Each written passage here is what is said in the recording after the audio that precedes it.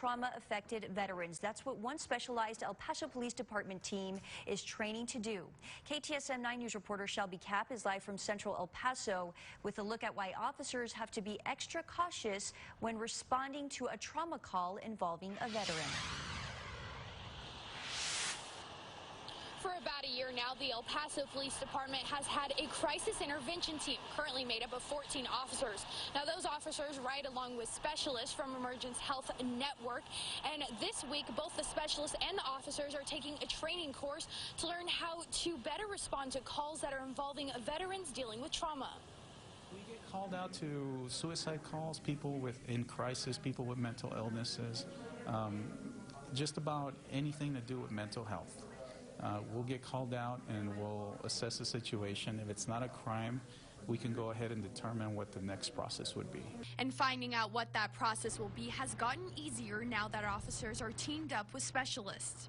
In patrol, where I was before, if we'd go out to a call and the subject was suicidal, we would take them straight to the hospital. Us being crisis intervention, having emergence with us, we could go ahead and streamline that and take them straight to a facility instead of taking them to the hospitals. But when it comes to crisis calls involving veterans, the teams are currently taking courses put on by Endeavors in partnership with other organizations to learn military culture and learn de-escalation techniques.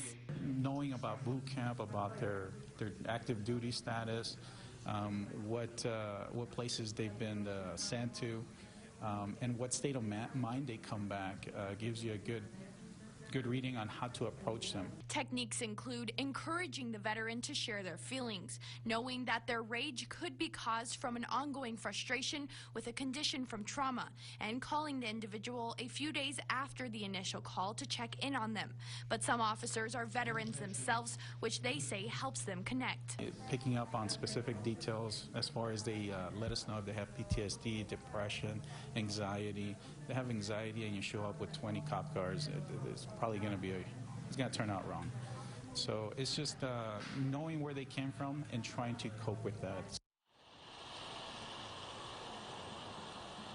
And officers from the crisis intervention team tell me that if you know a veteran who may be struggling, sometimes just engaging in a conversation with them can help. But if it gets worse, they say that's what the crisis intervention team is there for.